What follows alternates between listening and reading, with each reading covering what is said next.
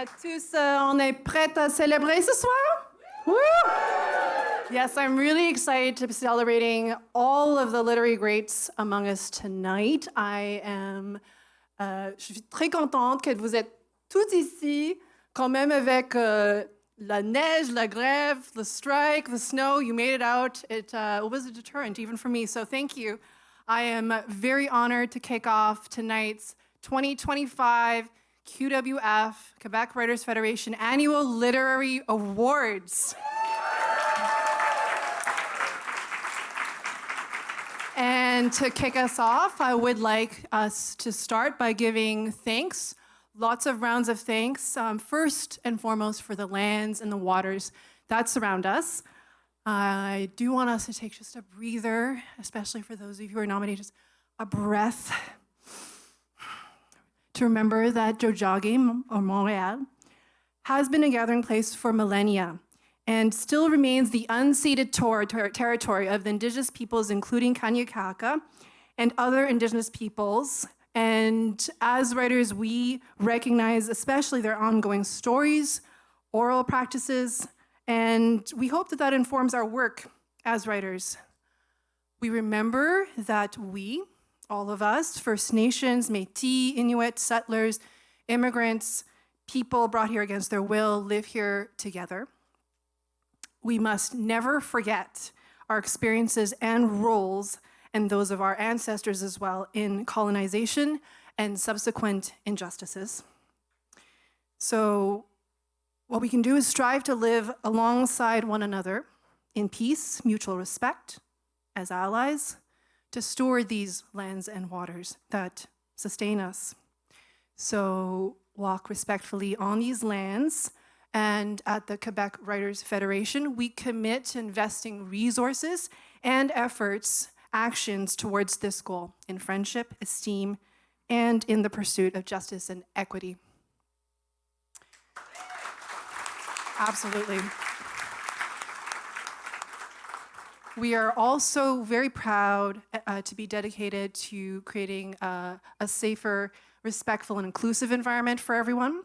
So tonight, like at all QWF events, we do not tolerate behavior that's predatory, harassing, hateful, because nobody should feel physically or psychologically unsafe, intimidated, harassed.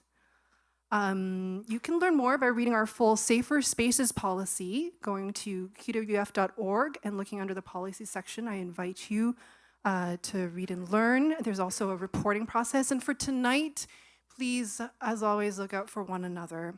And if you need support, there are actually 2 active listeners, Deb Van Slet and Antolina. Maybe they can wave their hands and stand up if it's easy, but they're also wearing yellow badges, I think little hearts. So if you need a listening ear, thank you to you both.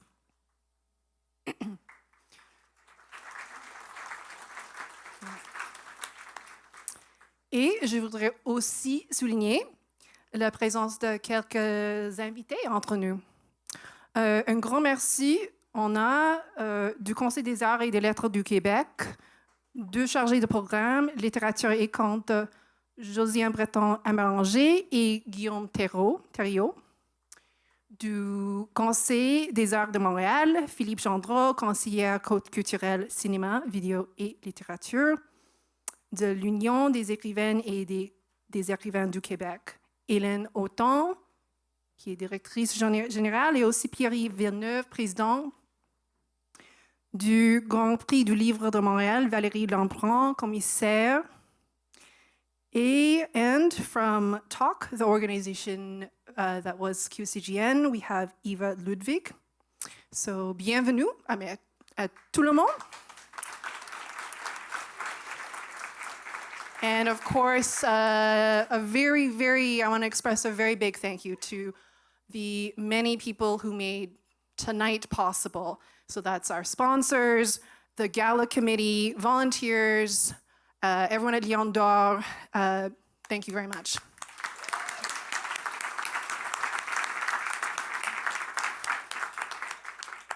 This evening marks a very special moment for our community.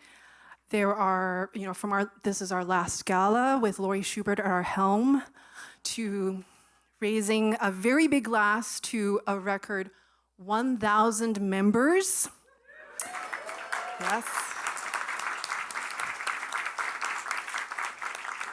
Thanks, of course, to Laurie and others. And to our continued, renewed, and kind of ever-needed goal of raising up the writers, the storytellers, the voices we sorely need, especially today. So we were honored just in September to participate in the annual National Official Languages Day. That was one of the highlights recently. And I'd like to actually share now a video produced by Amelia Moses to mark the occasion.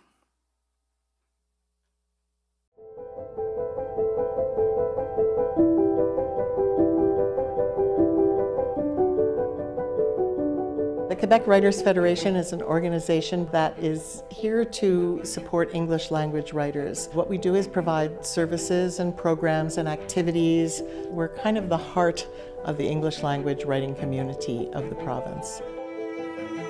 I did a mentorship program in 2022 with the QWF. For me, it was so formative in my writing career.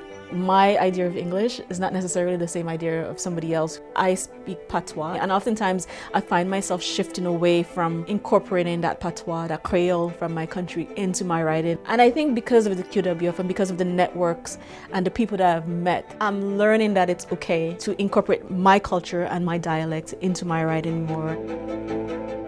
The QWF was so important in my own journey towards publishing my first book. The poem that really is at the heart of the book that launched the whole project was written during a QWF workshop. I remember finishing that poem and feeling oddly emotional about something that I had written and that I felt for the first time like I have something beyond just a voice, beyond just a few poems that are talking to each other. I maybe have the start of something that is bigger.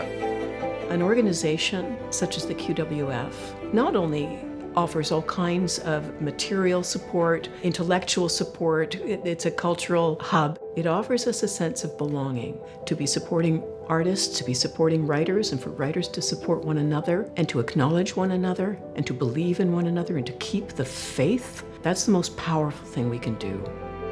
I think if you asked a bunch of members of QWF what they loved about the organization, it would be less the fact that they can get training here, but that they found some sense of, I'm going to go so far as to say family.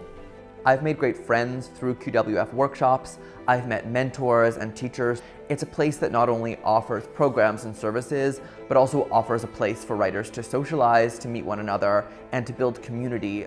I am so grateful to the QWF. The support is real, and I think the impact is very lasting on your career.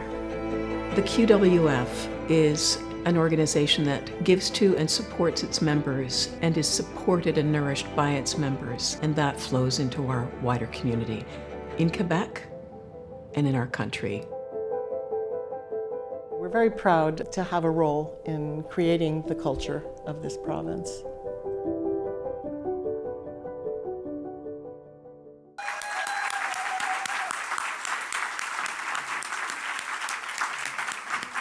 Wow, I've actually watched that video before, but it just struck me the heart, that came up a few times, that word.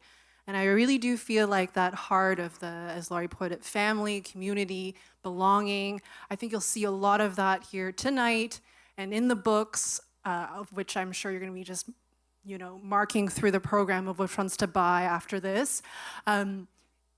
So with no further ado, I'm going to get us started for the big event by welcoming the inimitable MC for tonight. I'd like to introduce Shelley Pomerantz, broadcaster, translator, host of MaTV's Writers Unbound, a TV show devoted entirely to Montreal's English language writers and their books.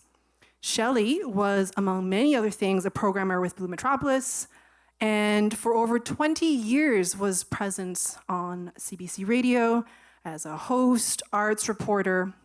In 2023, her translation of Colonel Parkinson in Charge, a memoir by François Gravel, was published by House of Anansi Press. Please join me in giving a warm welcome to Shelley Pomerantz.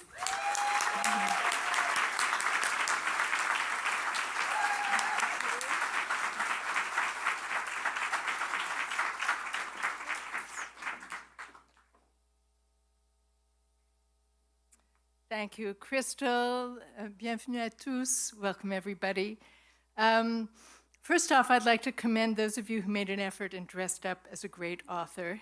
I seriously thought of paying homage to Virginia Woolf, but to get the proper look and effect, I would have had to start a crash diet about a year ago, so forget that. I was once mistaken for the writer Susan Sontag. This was a number of decades ago.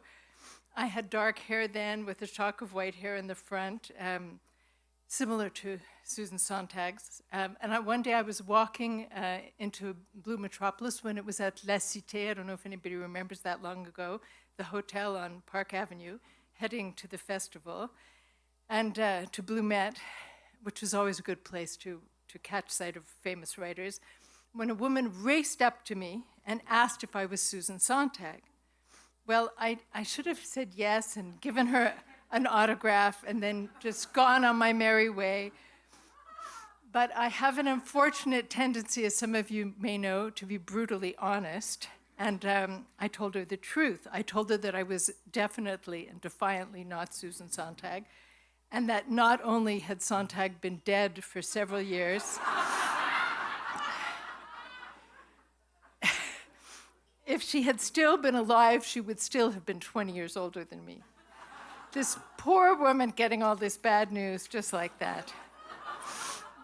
Though one of my claims to fame is that once in my early 20s, I was on the same train as Susan Sontag going between New York and Boston. She was very much alive then, let me reassure you. And she was sitting right across from me, and she never noticed the incredible resemblance between us. But these days, forget Susan Sontag. These days I'm working on looking like Patti Smith. She's a great musician and a great author. And the only thing is I think I need even longer and wilder hair. And once again, I'd have to go on a major diet. But just give me a year or two. I'm working on it. You know, this feels kind of like doing the opening monologue on SNL. And you know how people always say on SNL how thrilled they are to be the host, even if they've done it 17 times before. Hello, Alec Baldwin. Don't worry, I'm not doing any Trump impersonations here. But I am truly delighted, and even more than delighted, I'm moved and honored to be standing up here. In fact, I was talking to Elise Moser, who I'm sure many of you know, and I was saying, if I tell them how honored and how moved I am, I'm gonna cry. And she said, they'll love that. So, as many of you know, I'm not a writer. Though I am a QWF member, I'm all paid up. I do write from time to time, mostly arts journalism and book reviews, and I do a lot of translation, some of it literary, or maybe I should say I did a lot of translation until AI came along and stole all my contracts. But I do consider you, all of you, and QWF to be my community, and I'm very grateful to be welcomed into this community. I've interviewed many of you on radio or on television, at a festival or at a library. I may have reviewed a book you've written. I've taken or led QWF workshops with some of you. But most importantly, probably 90% of my Facebook friends are QWF members. And it's a prerequisite. If you want to be a Facebook friend of mine, you have to be a card-carrying member. So if you don't have a QWF membership card, do not bother sending me a friend request. I'm not really serious. I hope to get a lot of requests tomorrow. I might also mention that I had the honor of receiving the Community Award myself in 1997 when I was a toddler. I was maybe 2 or 3 years old. That was before it was a QWF award. Do people remember what it was called before it was a QWF award? a Q Spell Award. And does anybody remember what Q Spell stands for? It stands for the Quebec Society for the Promotion of English Language Literature. And I had to look that up, and I won that award.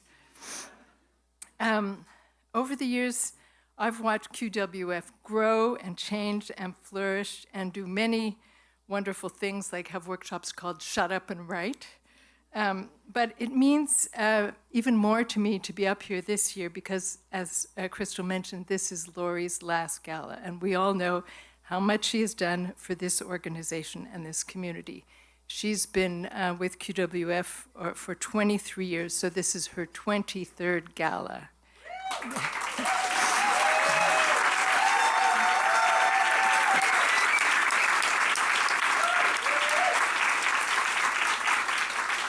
And if you knew how much work goes into preparing a gala, you'd clap even harder. But Laurie's not leaving yet.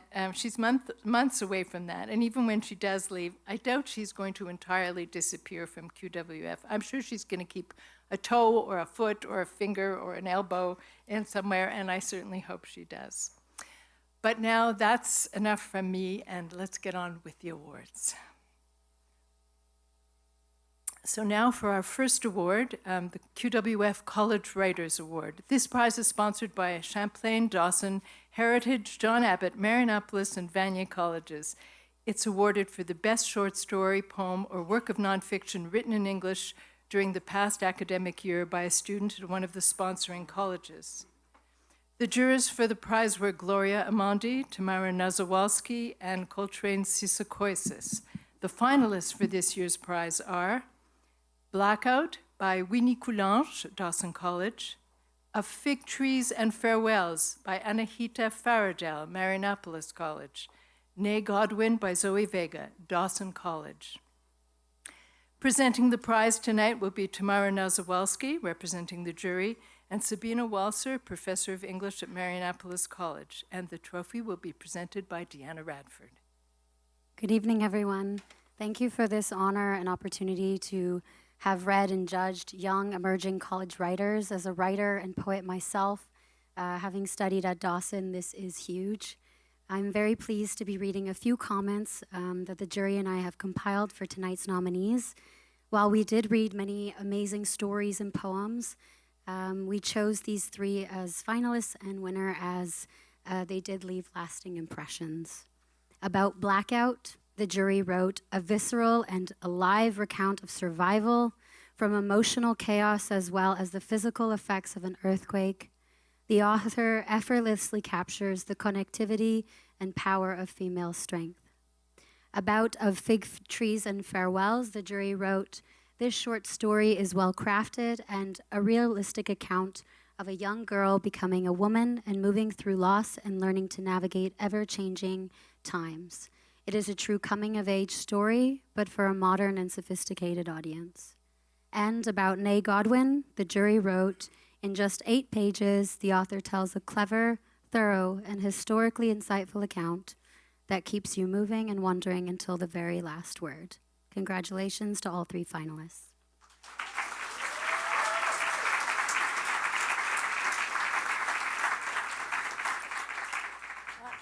I'm so delighted to be here and to be able to announce the winner, and very pleased that QWF and the CEGEP still that they sponsor this prize.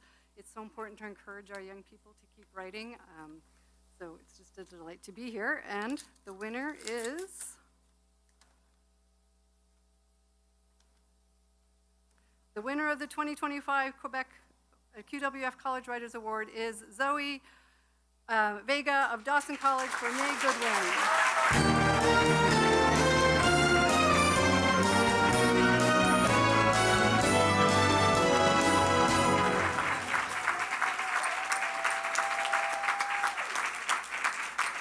The cash prize is $1,000, and Zoe's piece will be published in Carte Blanche, the Quebec Writers Federation online literary journal.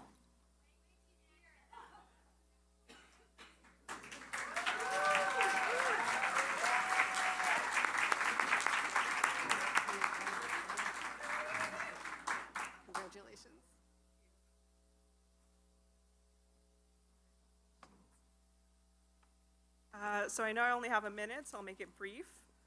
When I was thinking about writing the speech, the only thing that I could think of is how much I wanted to thank my best friend and my mom for all of their support. They're my biggest supporters, and especially my best friend, Marie, she knows really went to give me a good kick in the ass when necessary. But yeah, without them, I don't think I definitely wouldn't be here today, and I definitely wouldn't be the person that I've become. So thank you, both of you.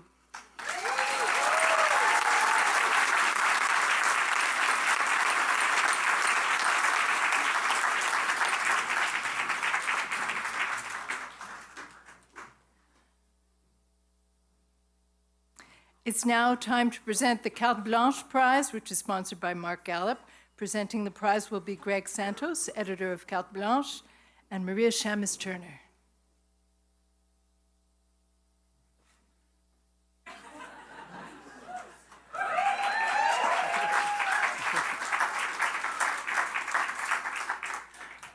Hi, everyone. In case you're wondering, I'm Edgar Allan Poe's Raven. But I won't be just repeating nevermore, nevermore this whole time, but I could, but I don't know. I am, oh, hold on. Find this. So I am pleased to be presenting the QWF Online Literary Journal's Carte Blanche Prize tonight. I'd like to offer a warm thank you to Mark Gallup. It's thanks to his generous sponsorship, which makes the 2025 Carte Blanche Prize possible.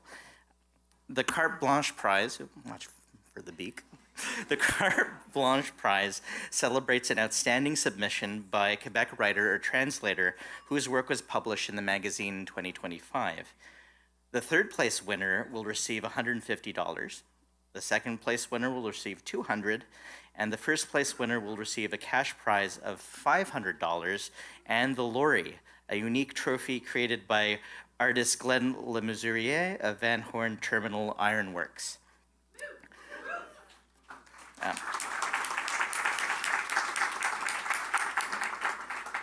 This year, we're thrilled to have our guest juror, Maria Shamus Turner, accompany me on stage. Maria is a co-founder and the first editor-in-chief of Carte Blanche. Her book, The Life and Design of Frederic Le Chouchou, was launched in March 2025. Hello. Thank you. It's a real pleasure to be here and giving this prize. It just seems like yesterday it was 2004 and Carte Blanche came into being. So the 2025 Carte Blanche finalists in alphabetical order are Mari Haab, Nat Kischuk, and Anthony Portulese. The three pieces that made the shortlist stayed with me long after I read them, their words and worlds resonating in my imagination. Heart Made of Bees by Mari Haab. This poem is spare but dense, like the honeycomb heart Haab conjures. Each word has been chosen with care, so you too can feel the bees thrumming inside you. Surprisingly, this is Haab's first published poem, but I sincerely hope it won't be her last. Truly Toronto and the Southwest Swale by Nat Kischuk. In this short work of speculative fiction, we are immersed in a precarious life of gathering and scavenging. This life is narrow, but not small, as Kischuk writes, and contains scarcity, loss, and courage brought alive by a quiet, evocative prose that belies the hostile world it describes. The Stars of St. Leonard by Anthony Portulese. You will learn things from reading this story. What it is like to grow up in St. Leonard as a young gay man in love with his best friend. How not to treat blisters. Do not use garlic and salt. And why performing your true self, though difficult, may be easier than a life of masquerade. Thank you.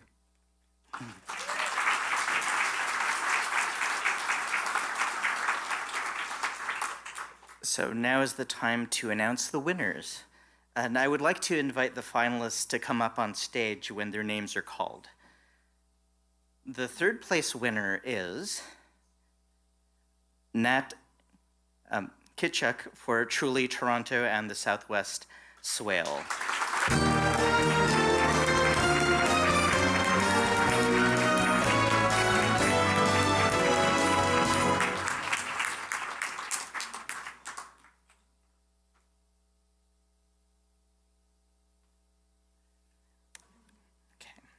The second place winner is Anthony Portulese for The Stars of St. Leonard.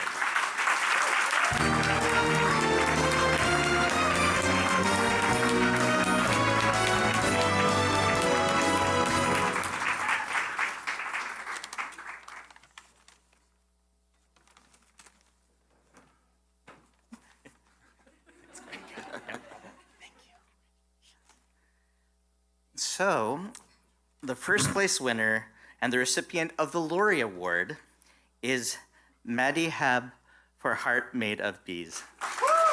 Congratulations.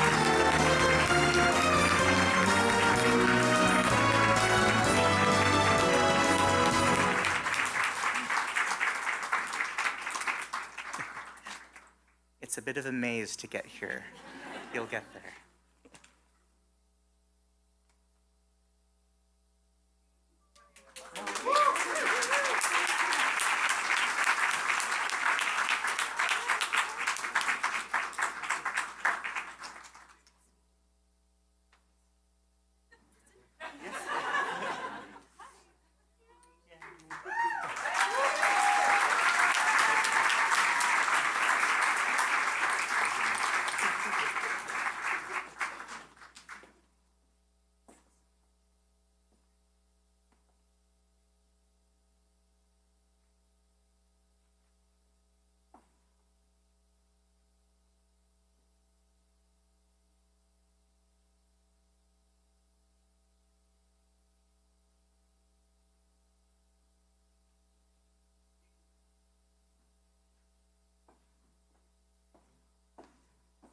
Congratulations, all three of you.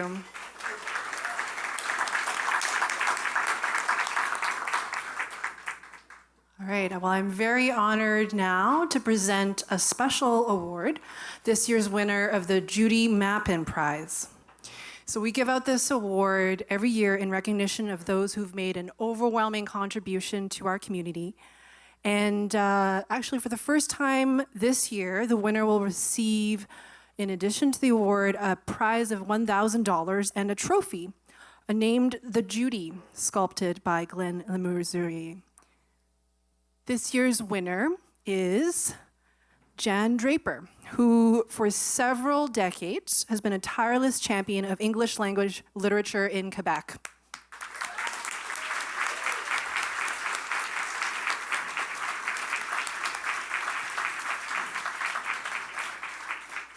Jan has created opportunity after opportunity for writers of all ages to develop their craft and share their voices. I'll share with you a bit more about what Jan now has done for the literary communities in Quebec. From part of a tribute from the nominators, and I believe she had been nominated several times already, Jan Draper from the Canton d'Atli, Quebec, sustains a vibrant writing community that spans the eastern townships. She connects participants from across Quebec and beyond, bring literature to artists and audiences who might otherwise have no access. Jan launched the Right Here, Right Now initiative. That's right spelled W-R-I-T-E, which has grown through her vision into a multi-mode program of literary advancement that has lasting value to the community, offering more than 75 free sessions each year in all genres ranging from memoir, poetry, novel writing, fantasy, local history, playwriting, a new one, publishing, and more. During the pandemic, Jan quickly adapted Right Here, Right Now into an accessible online platform, allowing participants from anywhere in Quebec and beyond to join. And this online model has now endured and strengthened the community through a growing library of resources for continued learning. In recent years, some highlights are participants who have published an impressive range of works including by contributors that range in age from elementary school children to retirees. This year culminated in a milestone event, a celebration of Right Here, Right Now writers, and the 60th season of the Piggery Theatre in North Hatley. That event featured live performances of plays written by Right Here, Right Now participants and brought the community's creativity to the stage, highlighting the depth and diversity of talent fostered under Jan's guidance. Jan's unwavering dedication, her ability to envision and expand inclusive literary spaces, and her commitment to nurturing voices from multiple perspectives have made her a cornerstone of the literary community in Quebec. Her contributions have not only enriched the cultural fabric of the province, but have ensured that countless individuals, many discovering their voice for the first time, have had the opportunity to share their stories, develop their skills, and maybe most importantly, connect with others. So please join me again in a warm round of applause in recognition of Jan Draper.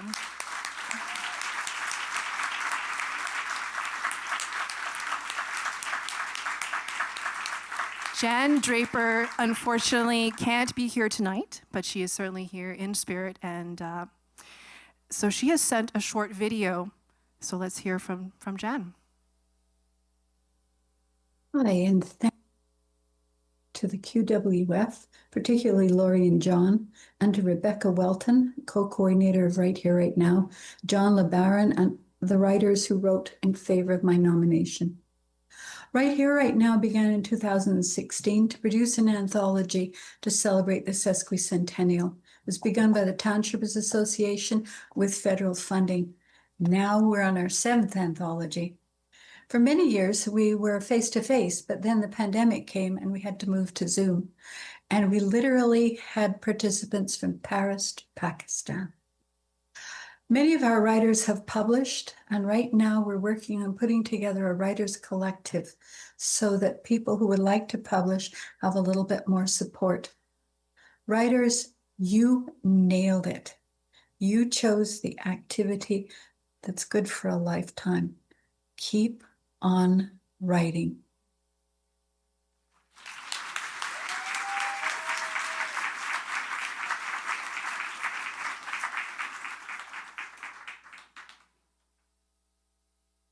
Now for the Book and Spoken Word Awards.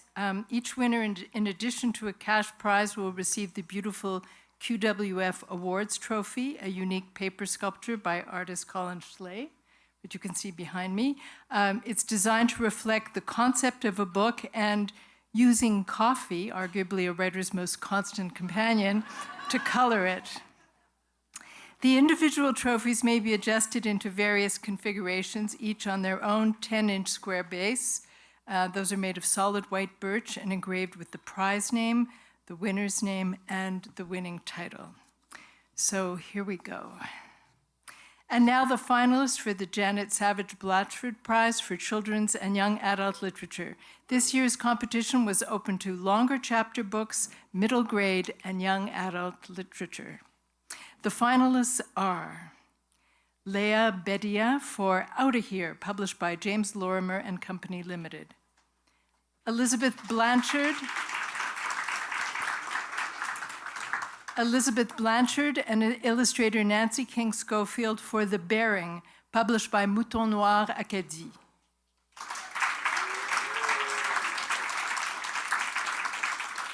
Cassandra Callan for The New Girl, published by Graphic Scholastic, Inc.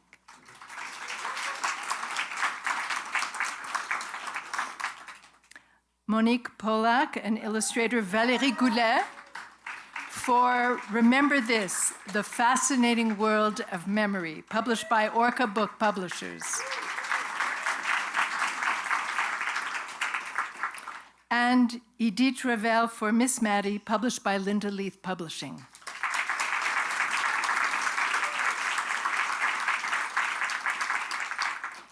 The jurors for this prize were Robert Bittner, Wayne Ing, and Kennedy Rook. Presenting the prize tonight are Kennedy Rook and Brian Demchinsky, friend and editor of Janet Savage Blachford.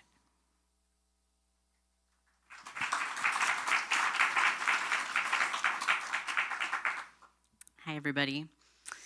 About Outta Here, the jury wrote, Outta Here is a raw, emotionally resonant novel that captures the desperation, courage, and recklessness of small-town teens trying to escape suffocating lives.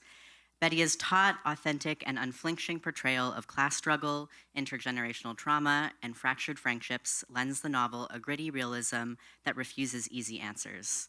A deeply affecting portrait of a young girl on the brink of adulthood with characters that we can immediately recognize from the world around us. The book speaks to marginalized youth with empathy, realism, and urgency. About The Bearing, the jury wrote, The Bearing is an exceptional illustrated work that offers advanced young readers both intellectual challenge and emotional resonance. An intergenerational tale of love, loss, and transformation, it blends Blanchard's lyrical yet accessible prose with Schofield's evocative artwork to create a tactile, multimodal reading experience. Themes of independence, parental love, and the bittersweet process of separation are explored through magical realism, allowing young people to process complex emotions safely. The heart-whole metaphor and layered imagery invite deep reflection, while the collaboration between Blanchard and Schofield models the creative possibilities of artistic partnership. About The New Girl, the jury wrote, The New Girl is funny and heartfelt, exploring Leah's experiences through the lens of immigration. The narrative examines identity, adolescence, and language barriers through a blend of exposition, dialogue, and illustration. Callan's illustration style is bright and engaging. The expressiveness of her characters' faces and bodies bounce off the page and show the full range of middle school emotion. The narrative structure and the themes explored throughout the book are high quality and well structured, ensuring that readers will stay engrossed in the story. The New Girl is a joy to read and captures the essence of a universal experience through the story of an individual. About Remember This, the fascinating world of memory, the jury wrote, Monique Pollack and illustrator Valérie Goulet have put together a very accessible and intriguing book for middle school readers, exploring memory, what it means, how we make them, and what happens to them when we forget. An engaging and concise work of nonfiction that deconstructs the many facets of a profound topic. It tackles the massive world of memory through scientific study, personal story, and real-world events and experiences in order to connect young readers to an intangible thing that affects their innermost worlds. Remember This makes the concept of memory understandable and fun. And about Miss Maddie, the jury wrote, Miss Maddie is a richly layered coming-of-age story told through a mix of letters and diary entries, exploring Fran's dream of becoming famous through acting. Ravel creates an immersive portrait of Montreal during World War II that is rich in detail from years past and trusts the reader to envision this world without over-explaining it.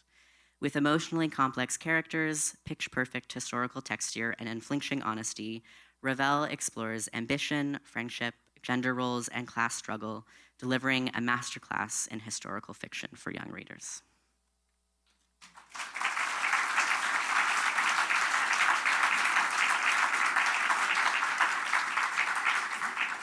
I'll keep the suspense going for just a minute because I wanted to mention that John Blachford is here. That's Janet Savage Blatchford's husband, and I know John. I call him a good friend. He was always there for Janet when Janet and I were working together on two of her books, and always in the background, but always supportive. And now he remains supportive in this endeavor to keep her with us with this prize. And the winner this year is, let's have a look.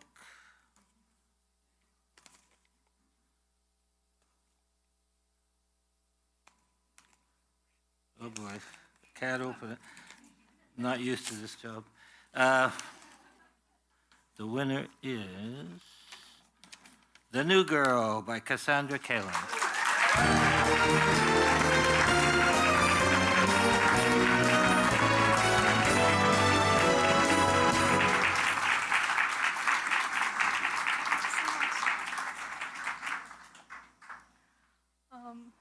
Wow, I did not expect this, so I didn't think I was gonna need this.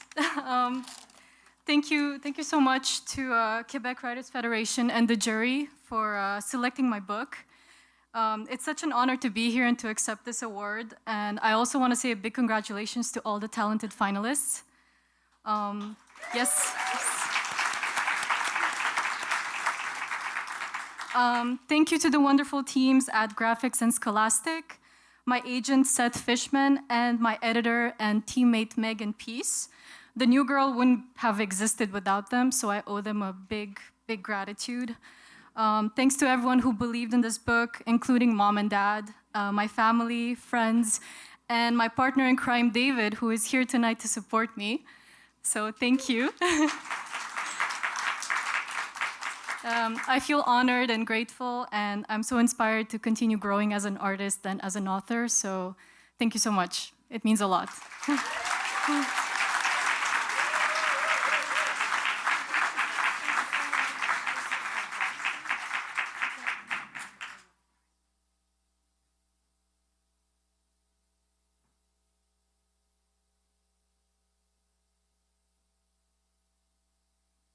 Now for the Ian Ferrier Spoken Word Prize.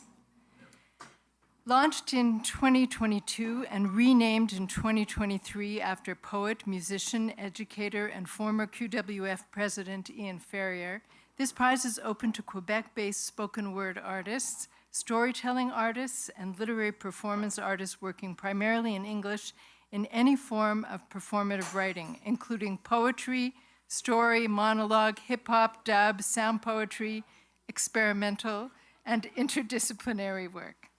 The 8 finalists for 2025 are Liana Kuzmano for Snails,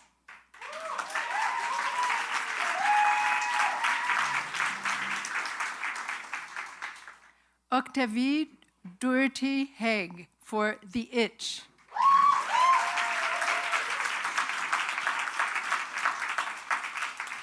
I think there are a lot of fans of spoken word here tonight, as there should be. Kim Dominic Ferguson for I Need to Write.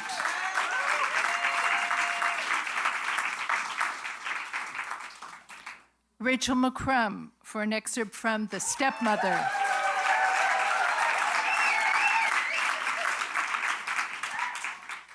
Rusty, AKA Robin Warren for Innocence. Claire Sherwood for Before He Was a Park.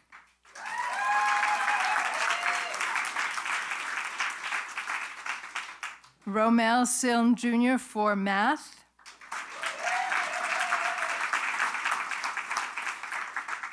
And Sven Telemark for If Haitian Blood Were Oil.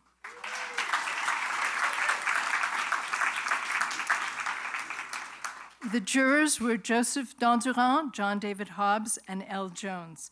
Presenting the prize tonight will be John David Hobbs and Deb Benslet.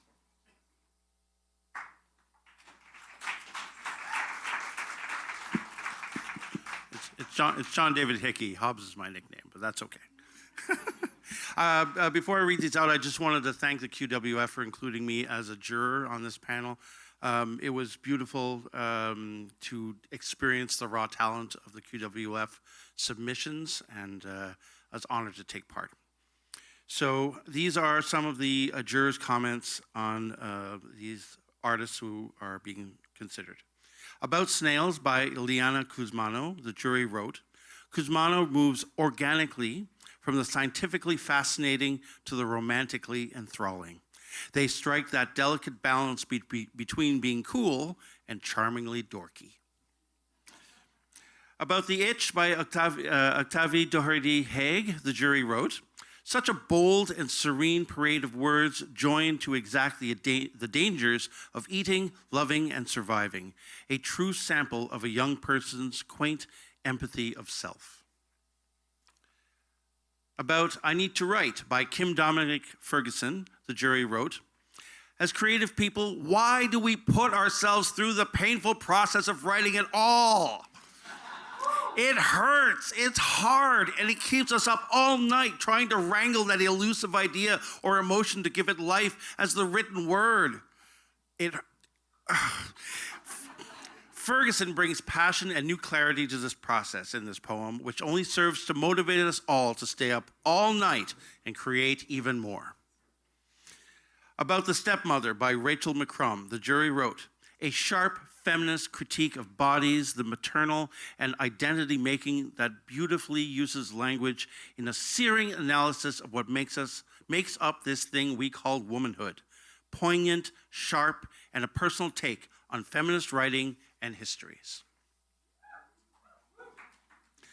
About Innocence by Rusty, the jury wrote, with this poem, Rusty takes us on that difficult journey of discovery when we finally see beyond that constructed facade of our strong paternal figures, only to realize they were as fragile and vulnerable as we were the entire time. About Before He Was a Park by Claire Sherwood, the jury wrote, a playful, unexpected look at Montreal history that looks through an absurd, irrelevant lens to contemplate the relations of history to the everyday, space and placemaking, and how life moves on. Funny, thoughtful, and fantastical storytelling that brings historical reach down into the mundane encounters of a daily urban life. About Math by Romel Silne Jr., the jury wrote, a beautiful love poem, simple and divine, 1 + 1 = math, love, eternal, and infinite adoration. And lastly, about If Haitian Blood Were Oil by Sven Telemaque, the jury wrote, a timely piece that starkly links together struggles by the global oppressed, commenting with clarity on the value of Black and brown lives in this world. Written as a clear call to justice, the piece challenges head-on global conflict, racism, and exploitation in uncompromising, politically charged language. Thank you.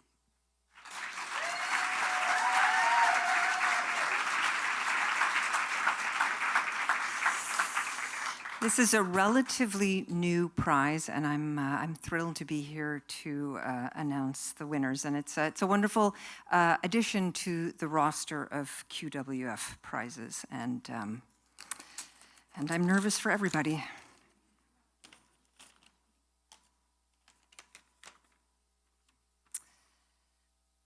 The winners of the 2025 Ian Ferrier Spoken Word Prize, each of whom receives $1,000, are Octavia Doherty Hay for The Itch,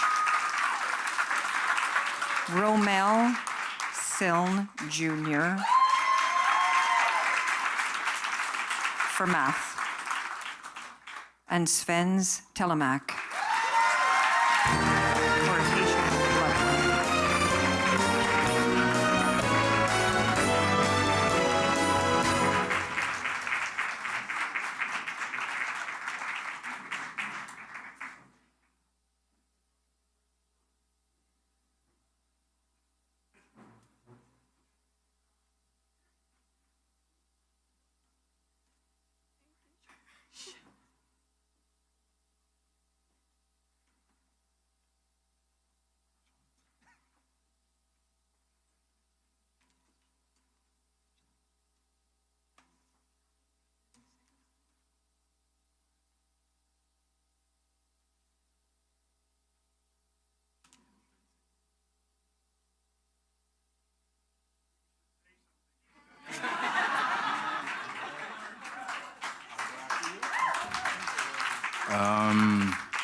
To be honest with you, I shouldn't even be here.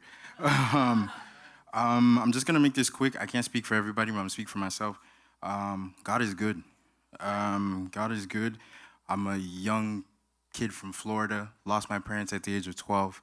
Not a sob story, but it just proves that when you really, really, really, really put time into something that you're passionate about, anything can happen. God is good. I can't even, man, God is good.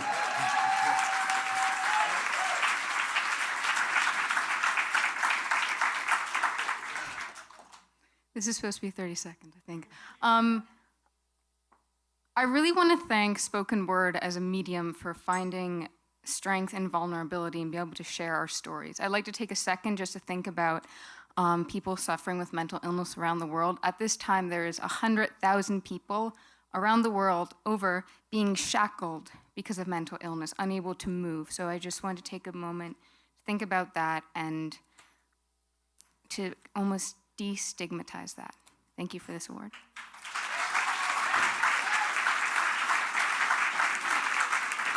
So, first and foremost, like Romel, thank you, God, for this, and thank you to the QWF for this opportunity. And I'd like to thank the guy that you see right over here, Kim Dominique Ferguson, for creating Mad Poetics. It was a place for me to, yes, because of Mad Poetics, it allowed me to develop myself as a spoken word artist coming from Miami, Florida. I didn't really know of any places where I could grow. So I really thank you, and I love you, brother. And I'd just like to say that in the words of Nina Simone, an artist is supposed to reflect the times. We all have a duty as writers, in whatever capacity that we have, to use our gift to help other people. And the last thing that I'll say is, when I look at writing, and by the grace of God, I've been able to use this gift of writing in prison, in schools, with kids that have learning difficulties, with spoken word workshops and stuff like that, with other organizations like the, I'm forgetting the name, but if you could help me, Brother Kim, Artists Inspire, other organizations that are really important in this community. But something that comes to me is when you look at a piece of paper and you look at those lines, you see those lines, some people might look at them like bars. What comes to my mind is the fact that I'm able to take all of the weight that I feel inside to put on that piece of paper.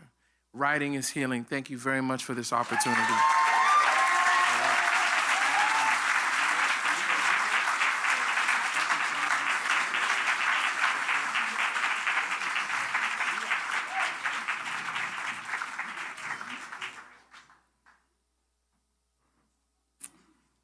Somebody just told me I was funny.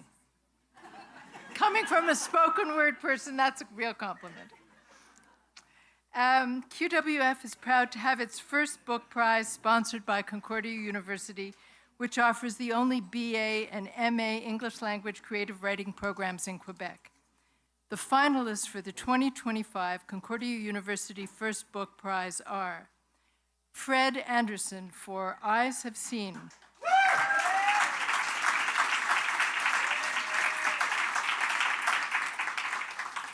I'll finish the title now. From Mississippi to Montreal, published by Baraka Books. You can clap again. Eric Andrew G. for The Mind Mappers. Friendship, Betrayal, and the Obsessive Quest to Chart the Brain, published by Random House Canada.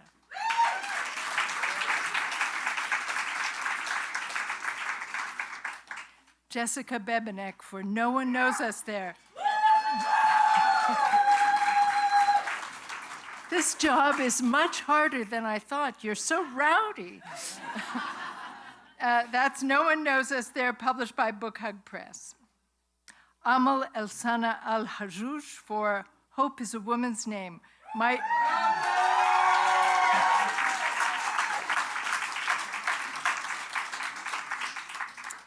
Hope is a Woman's Name, My Journey as a Bedouin Palestinian Activist in Israel, published by Sutherland House Books.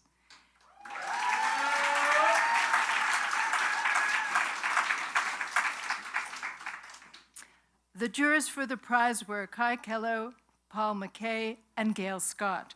Presenting the prize tonight will be Gail Scott and Nicola Nixon, Associate Professor and Chair of the Department of English at Concordia University.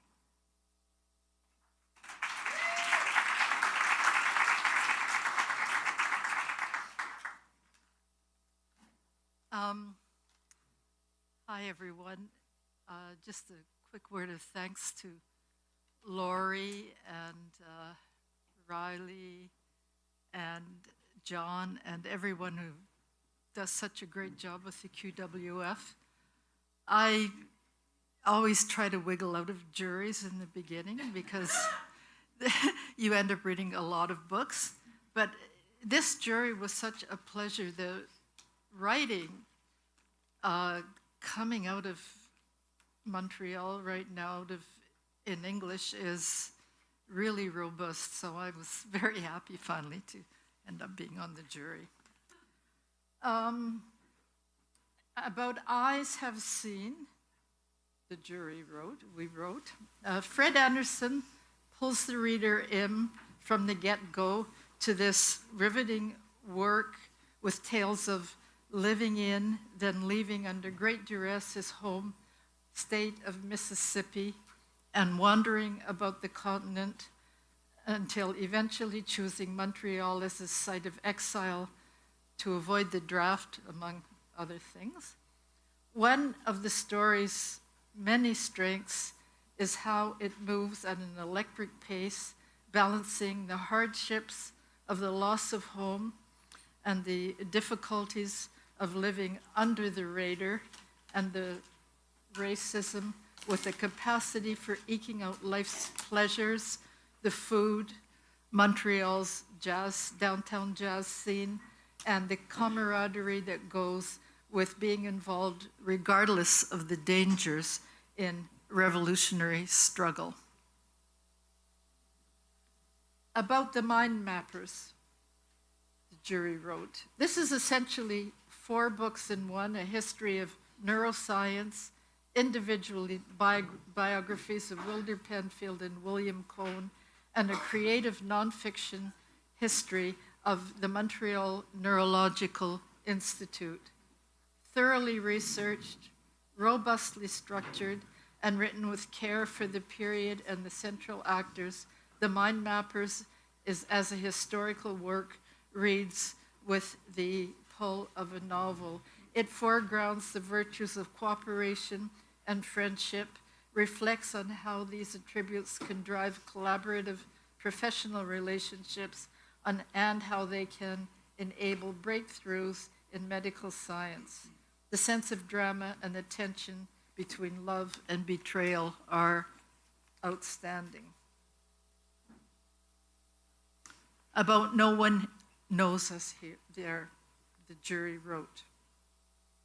Embracing a poetics of grief and reflection, No One Knows Us There is by turns philosophical, questioning how we grow into ourselves when grief and the sense of mortality shape our formative years, and by turns minutely observant, mindful of the details of everyday life and of how those details resolve into a greater picture that exceeds our smallness.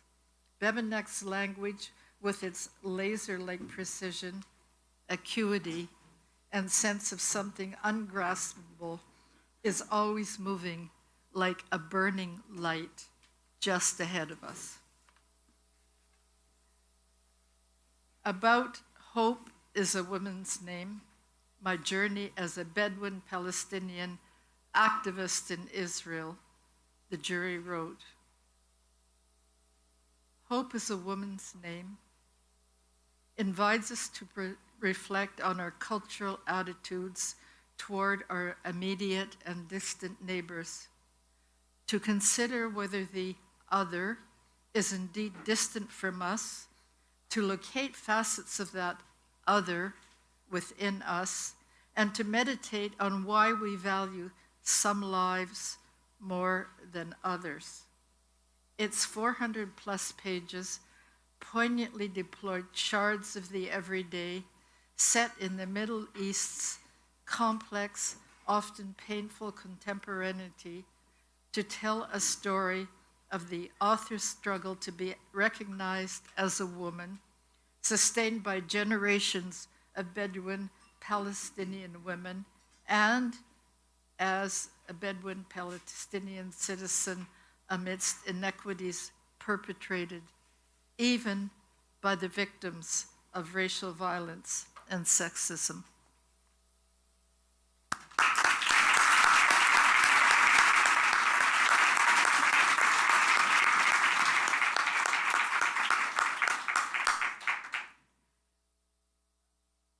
Thank you, Gail.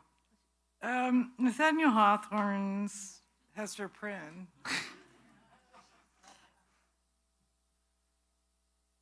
Her A goes from, an implicit adultery to Abel to Angel, whatever, but she was also an artist. The very fact that her A was embroidered with gorgeous colors and gorgeous embroidery actually put paid to the punishment that she got for her apparent transgression. Tonight's nominated authors for the Concordia Book Prize, first book prize, which I'm delighted to present, are also artists whose abilities are abundantly acknowledged. Let me just get out of those A's. Abundantly acknowledged by jurors and readers alike. Fred Anderson's Eyes Have Seen could be characterized by arrival, activism, and appetite. Eric Andrew G's The Mind Mappers by amity, alliance, and alienation. Jessica Babinek's No One Knows Us Here by aging, astonishment, and ascendance. And Amal Sada Al-Jur, Hope is a Woman's Name by artisanal action, advocacy, and achievement. All four are ablaze with ambition and accomplishment. They truly are the A-team.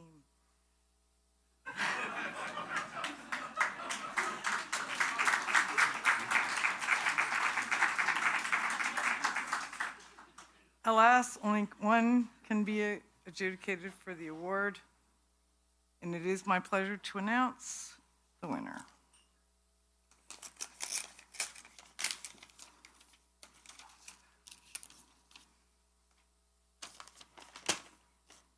The winner is The Mind Mappers, Friendship, Betrayal, and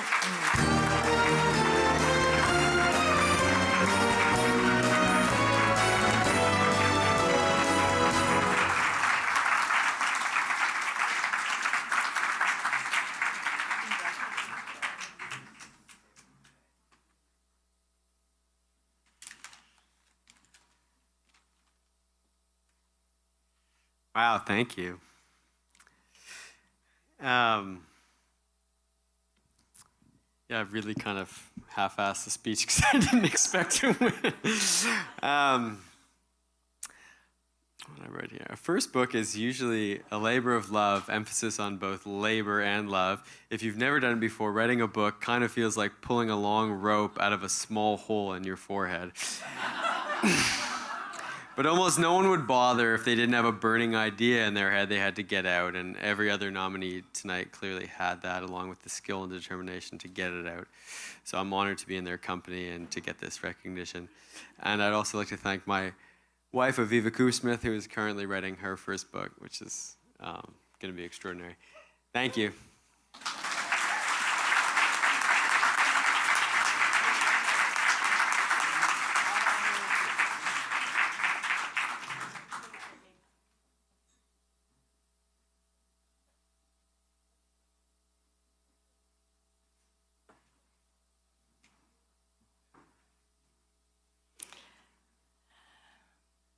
Moving on to poetry.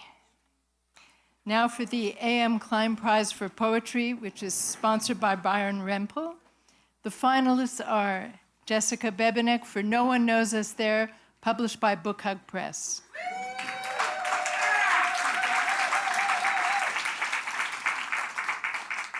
Clara Duplessis for Postmortem of the Event.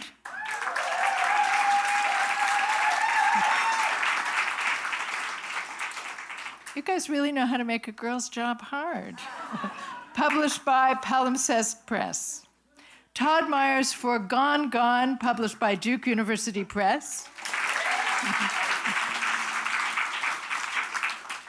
Stephanie Roberts for Unmet, published by Biblioasis.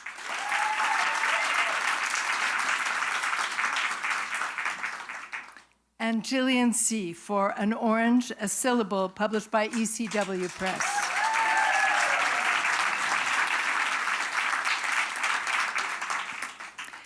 The jurors for the prize were Otonia J. Okot-Bitek, Carolyn Vandermeer, and Matthew James Weigel. Presenting the prize are Carolyn Vandermeer and Byron Rempel.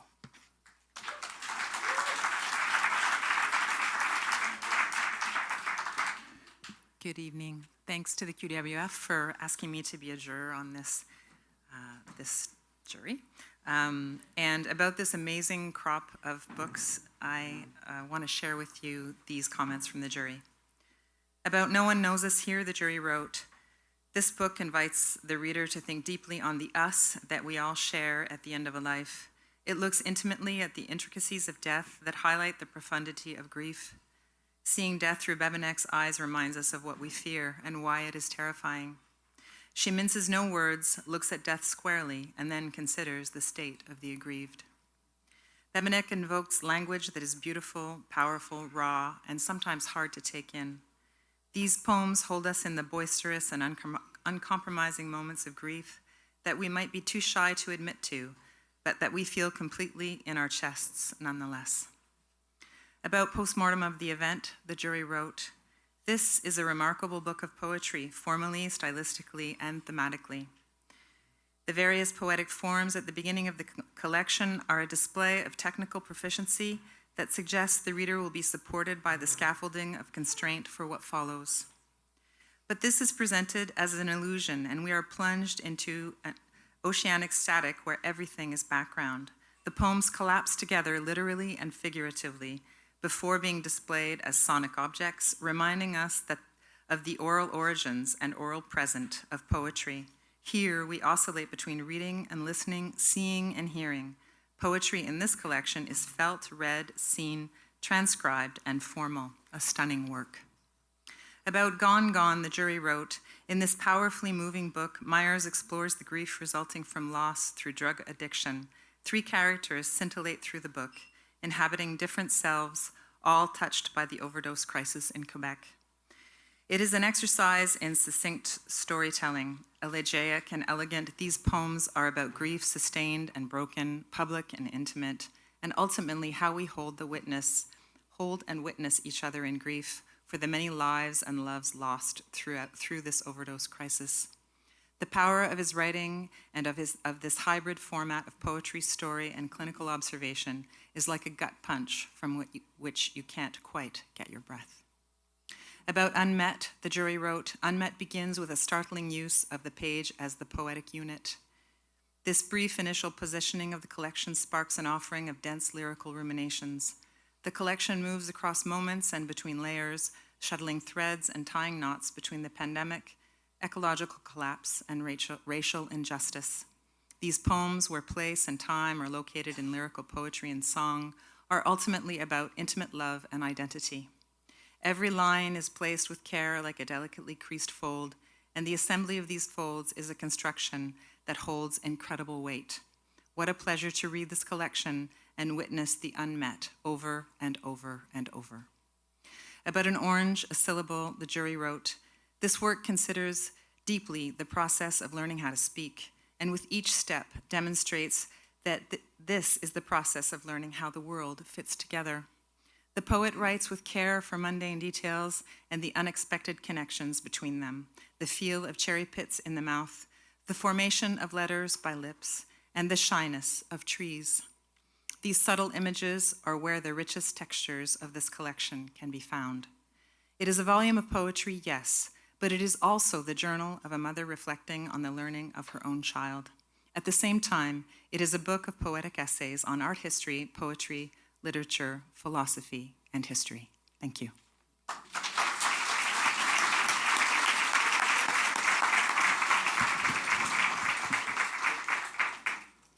I would never advocate drugs, alcohol, or poetry to anyone, but it's always worked for me. So.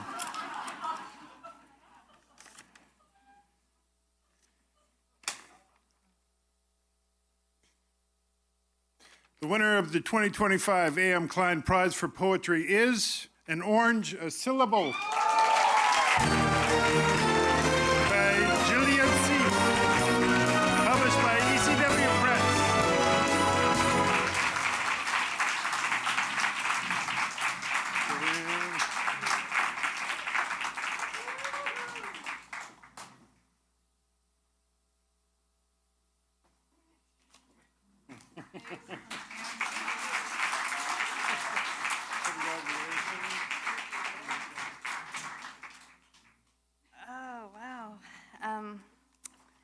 much like the previous winner, I also did not think I needed this speech. So first off, congratulations to poets Jessica, Clara, Stephanie, and Todd. I'm so honored to be in your presence.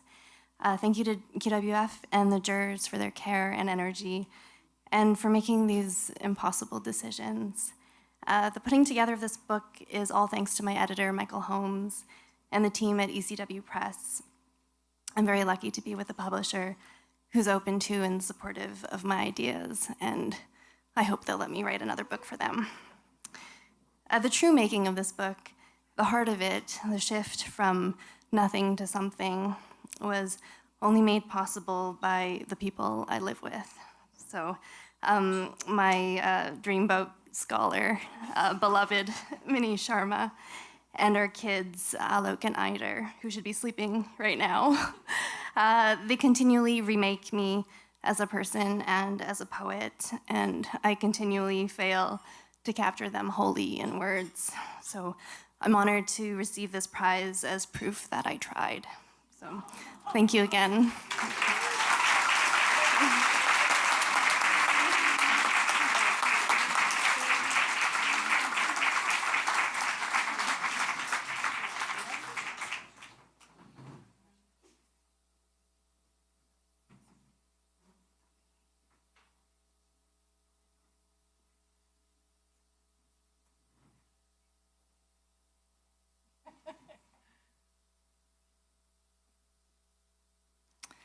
And now, presentation of the Cole Foundation Prize for Translation.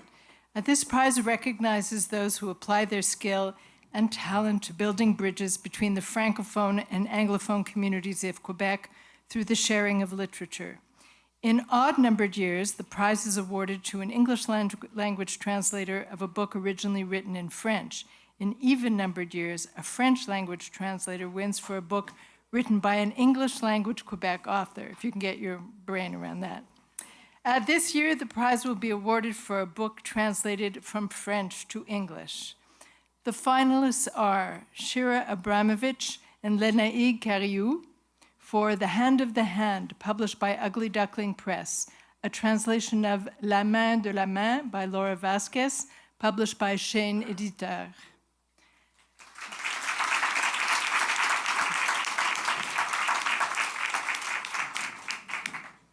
Natalia Hero for Valid, dystopian autofiction, published by House of Anansi Press, a translation of Valide by Chris Bergeron, published by Les Éditions XYZ.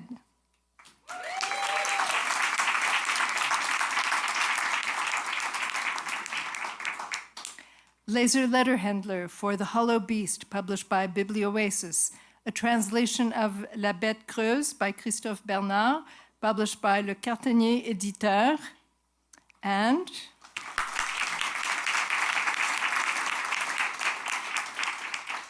Amy Wall for Sadie X, published by Bookhug Press, a translation of Sadie X by Clara Dupuis-Morancy, published by Éditions Héliotrope.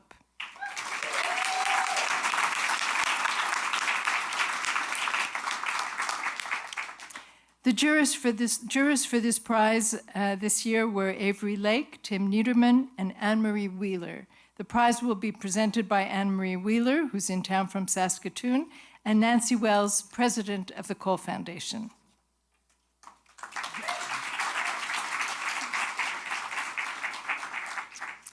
About The Hand of the Hand, the jury wrote, "The simple act of including the English translation and the French in the same printed book is incredibly fascinating.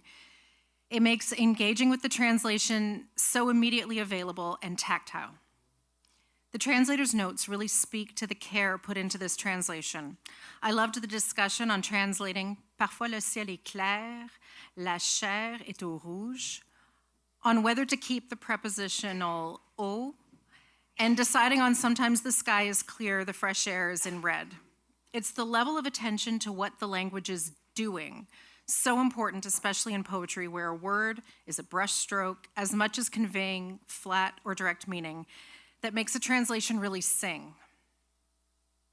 About Valid, the jury wrote, "This science fiction effort consists mostly of a conversation between a trans woman, Christian, and her AI overseer, David, for whom Christian has hidden her identity until now. It is deeply effective in presenting the state of mind of a trans person in a variety of situations, the nuances of which are beautifully brought out by Natalia Hero's translation. Valid's transness is perhaps what most readers will lock in on about it. But to me, the sharpest thing about it is how it traces Montreal through the years. Its exploration of Montreal's many impossible, fragmented self-images, of which the protagonist's transness is as much a reflection as the city's bilingualism, is what really spoke to me. About the hollow beast, the jury wrote, "This is a wild, rambling, adventurous book that often puts the reader off balance but never releases its grip. It is distinguished by a flowing style that is able to get into the characters' minds and moods beautifully. Perhaps the best description of it is a river, flowing rapidly, occasionally creating an eddy on its banks but surging ever forward." Bernard's writing is flamboyant and captivating, allowing him to convey the emotions and personalities of his characters in a truly unique way, with every idiosyncrasy and regionalism captured expertly by Laser Litterhändler's translation.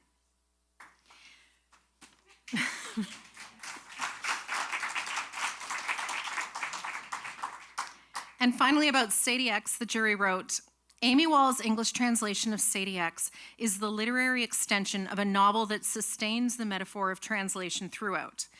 The eponymous main character is a scientist who studies the translation of gene to protein through the intermediary of the language of capital letter sequences. Amy Wall masterfully incorporates the languages of science, eroticism, and a very particular stylistics of loathing in an English that never completely eclipses the French it translates. Wall succeeds in bringing English readers to a space shared by Sadie when she describes, I quote, "the pleasure of melting into the translation of one moment to another until the greatest intensity becomes the passage itself."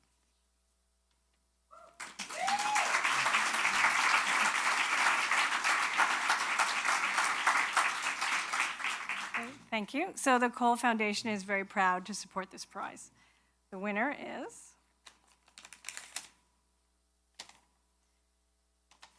the winner of the Cole Foundation Prize for translation is The Hand of the Hand, translated by Shira Abramovich, Lene Carrier.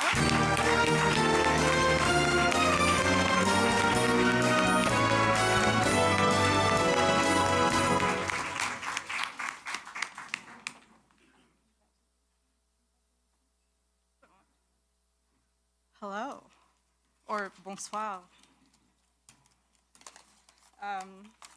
Like many before me, I didn't really expect to need this, so thank you. I'm so honored to be here and to be accepting this award for The Hand of the Hand by Laura Vasquez, which I was so lucky to translate with my friend Lene Carrier, who couldn't be here from France, but is here in spirit. It's really such a gift to be able to translate poetry, especially now, and to do it with friends, and then even more so to be recognized for that work, so thank you so much.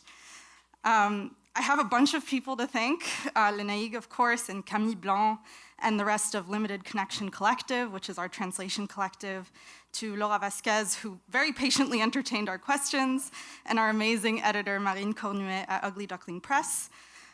There's so many more people I need to thank, but to the QWF for reading and liking the book and saying really nice things about it, and to my family and friends who have always thought that the weird poetry that I like to translate was also interesting, if not always comprehensible, and gave me so much encouragement. And to anyone who's ever read this book or other weird books of poetry in translation, thank you so much. All of these hands have been absolutely essential in the act of translating this book. And I'll leave you with a quotation from Laura. "Look at your hands, spread the fingers a little, stroke your locks, and brush your body. You are not a city, you are not a sun. Look at your hands a little." Thank you.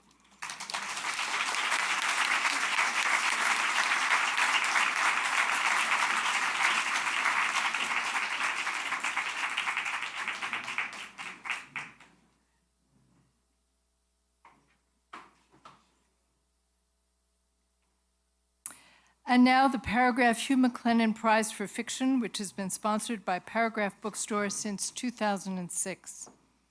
The finalists are Arjun Basu for The Reads, published by ECW Press.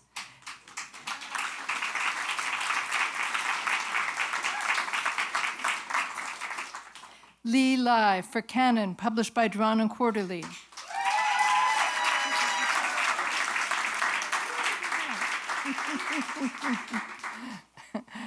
Layla Marshy for My Thievery of the People, published by Baraka Books.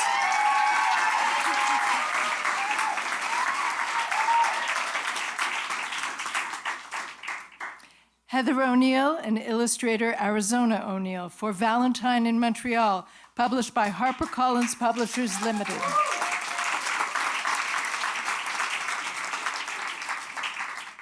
And Madeleine Tien for The Book of Records, published by Knopf Canada, Penguin, Random House Canada.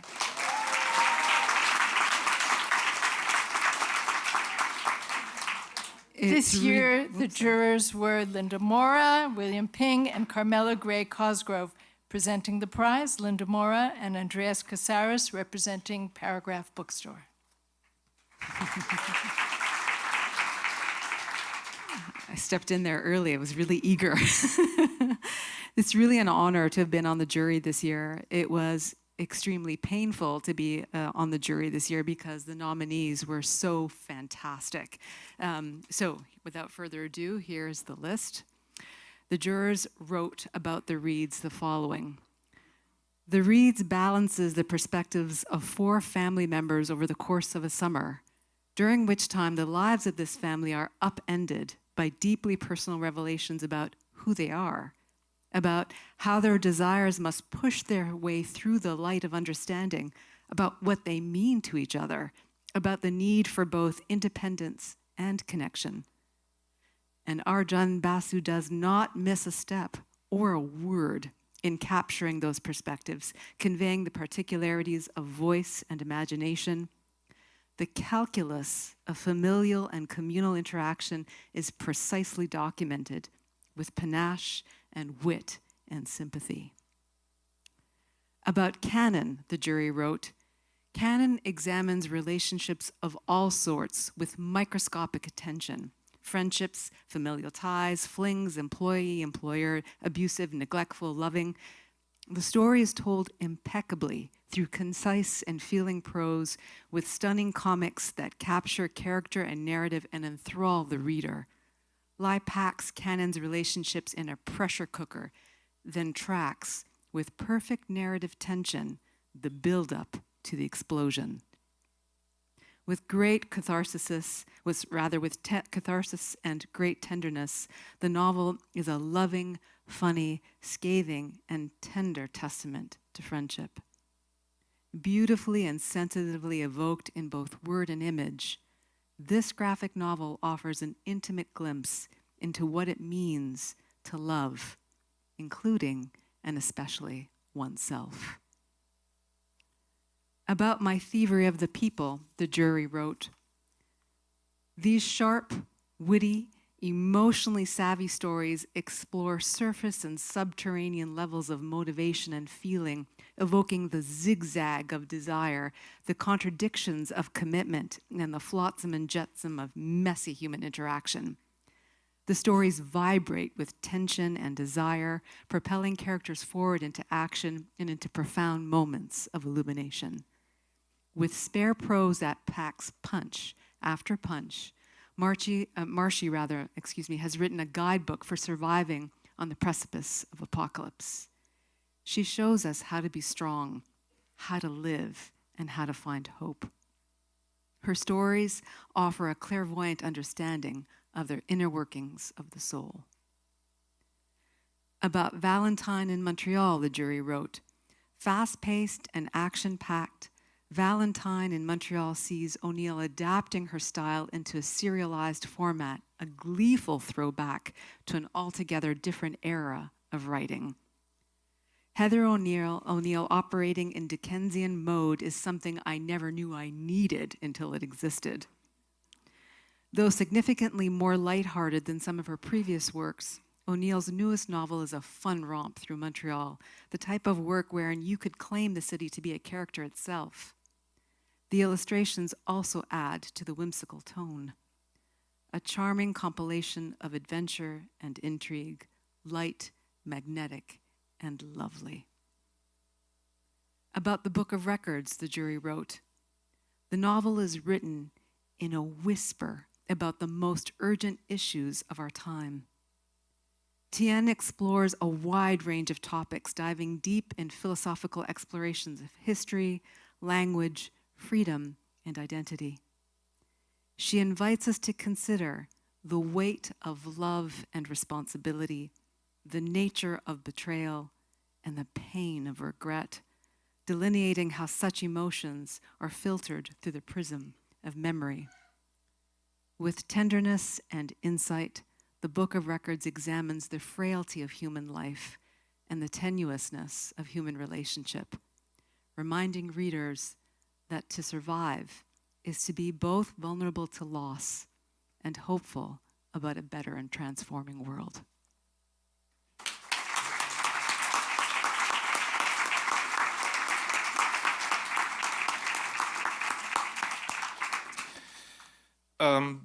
Before I give out the award, I just want to say something.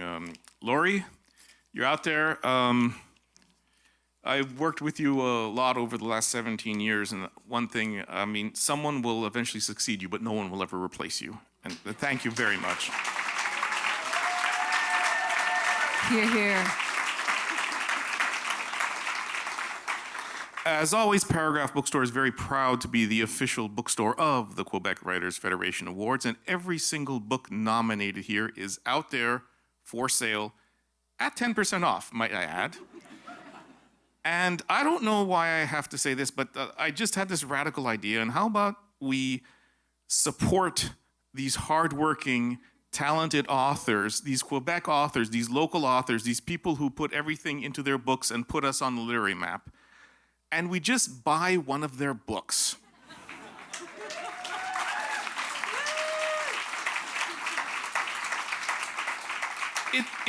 It may seem like a bit of a radical idea, but this is really what it's all about. You need to support the authors, and there's no better way to do it than just buying one of their books. And I'm sure they'll be more than glad to autograph the books for you. And if they won't, I know how to forge most of their autographs, so you just come see me and I'll do it for a nominal fee. But of course, like I said, we're always very proud to be the official bookstore of the Quebec Writers Federation Awards. And we are also very proud to present the Paragraphe Hugh MacLennan Prize to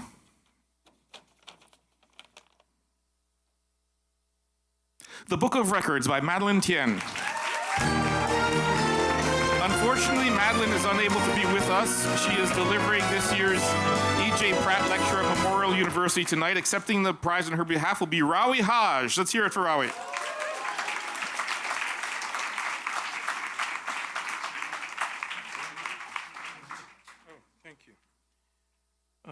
Thank you. I know Madeleine would be thrilled. She did leave a note. I'll share it with you. I'm so grateful to receive this honor. Thank you with all my heart. My gratitude to the jury and my respect and love to this extraordinary shortlist. Please forgive my absence. Tonight, I'm giving a Pratt lecture at Memorial University in St. John's, Newfoundland.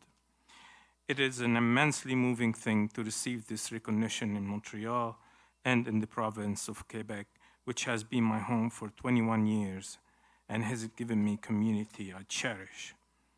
Much love, and thank you so much again.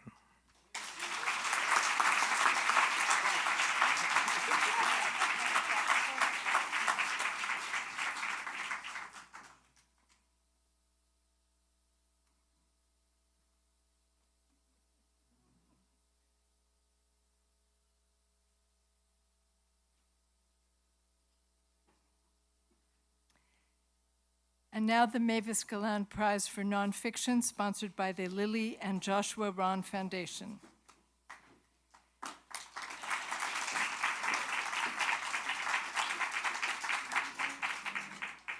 The finalists are Eric Andrew G. for The Mind Mappers, Friendship, Betrayal, and the Obsessive Quest to Chart the Brain, published by Random House Canada.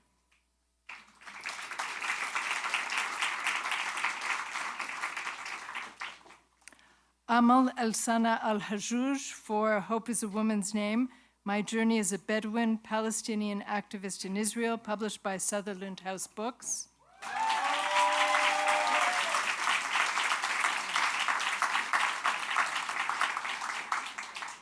And Haley Melodic for No Fault, a memoir of romance and divorce, published by Viking Penguin Random House Canada.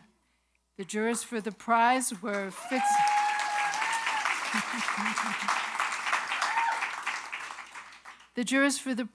Fitsum Arugai, Tula Dramonis, and Claire Mulligan.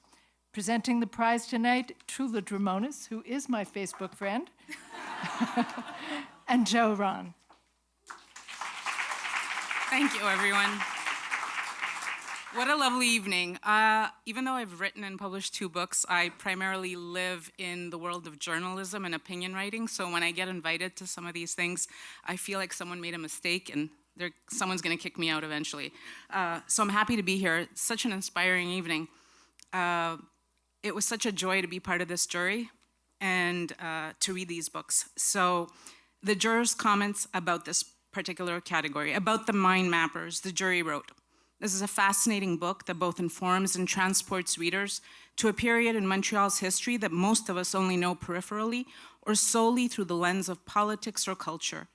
To tell the unsung story of 2 brilliant brain surgeons and the founding of the Neuro Institute in Montreal, Anderson G. uses a compelling narrative structure that unfolds almost like a mystery novel, even a thriller. His writing is sharp and clear, compelling, clean, seamless. He masterfully uses anecdotes as well as dramatic scenes filled with tension and real-time movement." About Hope is a Woman's Name, the jury wrote, "I recalled this memoir long after I put it down. Al-Hazouz uses such concrete, specific, and visual language to evoke the sights, sounds, and smells of her homeland that you feel right there alongside her. Her personal experience of the culture and history of the nomadic Bedouin peoples and of the history of the conflicts between her people and the Israelis is backed up by solid research. Though loyal to her people, she is also attracted to feminism and to higher education, both the realm of settled political states. It is tricky to write about ambivalence and still create a story that drives forward, but she pulls it off." About No Fault, the jury wrote, "A beautiful powerhouse of a book that takes commonplace themes like love, marriage, and divorce and turns them on their head. The language is crisp and cutting. Melodic shifts from her own experience to a poetic analysis of the historical, philosophical, political, and cultural nature of the ancient tradition of marriage and its new volatile offshoot, the divorce. Melodic has a superb writing style with an elevated use of rhetorical devices and metaphorical language, insightful observations, irony, a seamless integration of in-depth research, and a masterful use of structure. No Fault is both tender and cruel, forgiving and cutthroat. Melodic is a scholar with a poet's soul."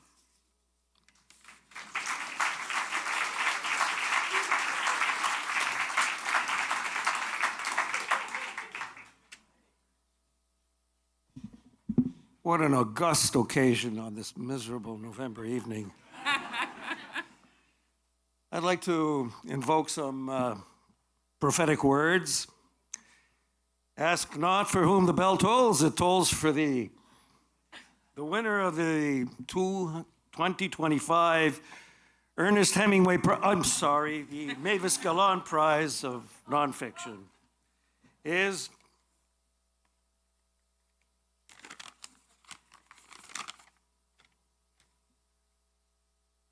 Ali Melodic for a memoir of romance and divorce.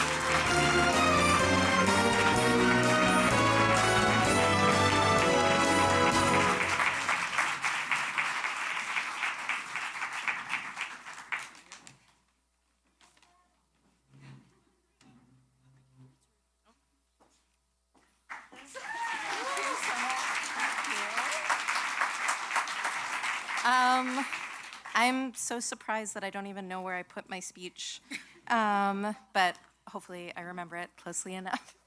Thank you so much for this award. It is the first time I've ever been nominated for an award, so it follows that it's the first time I've won one. And I have to thank the jury for putting me in the company of everybody in the long and short list, because they are all incredibly beautiful nonfiction writers. It's an honor to be here with all of you. And it's especially important to me that this is an award given by the Quebec Writers Federation, because I've only lived in Montreal for a few years, and the reason I chose to move here was because I instinctively knew it was a city where I could finish the manuscript that became No Fault. It is a place with the community and the beauty and the resources that writers need to do their best work, and I'm so happy to be here. Thank you.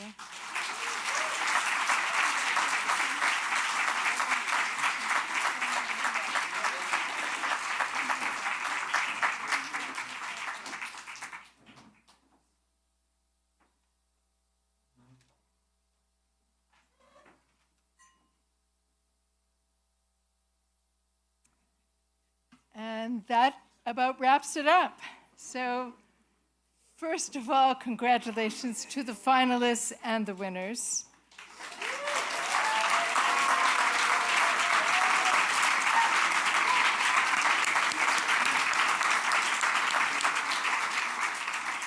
And thank you all for being here and celebrating the finalists and the winners. And just a few things before you go out into that lovely night. Good luck getting home. If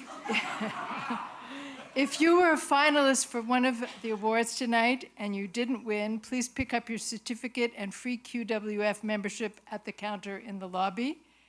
As always, the shortlisted books are on sale in the lobby, as Andreas told you over and over again. And thanks to Paragraphe Bookstore that they're here.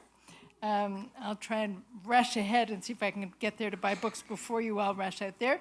QWF would like to thank all those whose behind-the-scenes work made this such a special night.